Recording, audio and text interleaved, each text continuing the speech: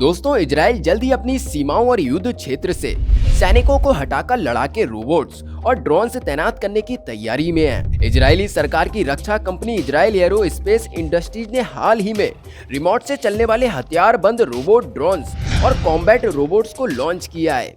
ये सीमाओं की निगरानी कर सकते हैं, साथ ही घुसपैठियों को चेतावनी देकर उन्हें गोली भी मार सकते हैं। इस मानव रहित रोबोट को सोमवार यानी 13 सितंबर को लॉन्च किया गया है। दोस्तों, ये आधुनिक युद्ध क्षेत्र का सबसे नया हथियार है। कंपनी का कहना है कि ऐसी सेमी ऑटोमेटिक लड़ाके रोबोट्स सीमाओं और युद्ध के मैदान में हमारे सैनिकों की जान बचाने में भी मदद करेंगे। लेकिन दोस्तों, कुछ लोगों का यहाँ पर कहना है कि रोबोट्स कैसे किसी को मारने का फैसला ले सकते हैं। ये मानव अधिकार के खिलाफ है, जबकि कंपनी का कहना है कि इन्हें रिमोट से संचालित किया जाएगा, जो कि एक इंसान करेगा। इजराइल एरोस्पेस इंडस्ट्रीज द्वारा बनाए गए इस लड़ाकू रोबोट का नाम है रेक्स MK2।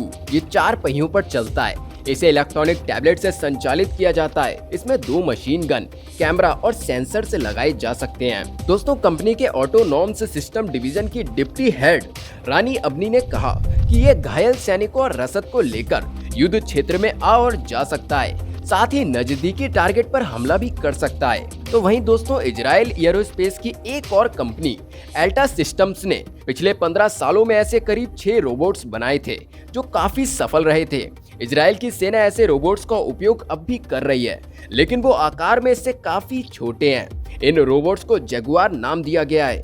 ये गाजा पट्टी से सटी सीमा के आसपास की निगरानी के लिए तैनात किए गए हैं। दोस्तों, इजराइल ने जब साल 2007 में हमास पर प्रतिबंध लगाया था, उसके बाद से ये रोबोट्स लगातार गाजा पट्टी और उससे सटी सीमाओं पर निगरानी के काम आ रहे हैं। कई बार फिलिस्तीनी लड़ाके और मजबूर मजदूर सीमाओं को पार करके इजराइल में आने की कोशिश करते हैं, लेकिन वो इन रोबोट्स या सैनिकों की गोलियों के शिकार हो जाते हैं या फिर डरकर वापस भाग जाते हैं। गाजा में करीब 20 लाख फिलिस्तीनी लोग रहते हैं। इजराइल की सेना की वेबसाइट के मुताबिक सेमी ऑटोनॉम्स जगुआर रोबोट्स में मशीन गन लगे हैं। साथ ही ये गाजा इजराइल सीमा पर सैनिकों को खतरे में डालने से बचाते हैं। इन रोबोट्स को साथ देते हैं गाइडेड मिसाइलों से लैस ड्रोन्स, जो इजराइल की सीमाओं पर लगातार नजर रखे रहते हैं। दोस्तों, यहाँ तक कि जरूरत पड़ने पर हमास के आतंकियों और घुसपैठियों पर मिसाइल दाग देते हैं या फिर रोबोट्स को उनकी लोकेशन की जानकारी दे देते हैं। इजराइल के अलावा ऐसे लड़ाके रोबोट्स का उपयोग अमेरिका, इंग्लैंड और रूस भी करता है।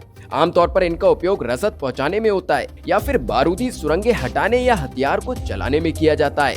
रेक्स MK2 समेत सारे लड़ाकू रोबोट्स को टैबलेट से ही नियंत्रित किया जाता है। दोस्तों, टैबलेट्स के जरिए ही इनका मूवमेंट सर्विलांस सिस्टम काम करता है, साथ ही इनके हथियारों का संचालन होता है। कंपनी के रोबोटिक डिवीजन के ऑपरेशनल एक्सपर्ट योन्नी गैज ने कहा कि हम हर मिशन में नए डेटा कलेक्ट करते हैं, ताकि भविष्य के मिशन में उनका उपयोग करके रोबोट्स को सुधार सकें।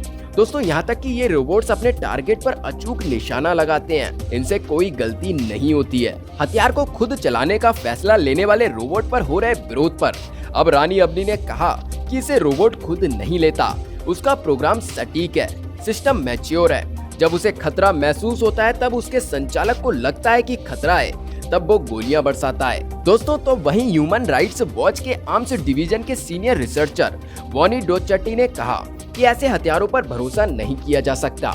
ये दुश्मन और आम नागरिकों में अंतर नहीं समझ सकते हैं। हो सकता है कि ये गलत फहमी में किसी आम नागरिक को मार दें, इसलिए इन्हें नागरिकों के इलाकों से दूर रखने में ही भलाई है, क्योंकि मशीनें इंसानी जीवन की कीमत नहीं समझ सकती। दोस्तों, हार्वर्ड लॉ स्कूल में लेक्चरर बॉनी डोचट्टी ने साल 2012 में एक रिपोर्ट लिखकर दुनिया भर के लोगों से अपील की थी कि ऐसे रोबोटिक हथियारों पर अंतर्राष्ट्रीय कानून बनाकर प्रतिबंध लगाया जाए। हालांकि ऐसा कुछ भी नहीं हुआ, क्योंकि ज्यादातर हथियार कंपनियों का दावा है कि उनके लड़ाके रोबोट्स किसी न किसी इंसान द्वारा रिमोट से संचालित किए जाते हैं और इसी वजह से आम नागरिकों को खतरा कम है। तो दोस्तों, आज की वीडियो में बस इतना ही।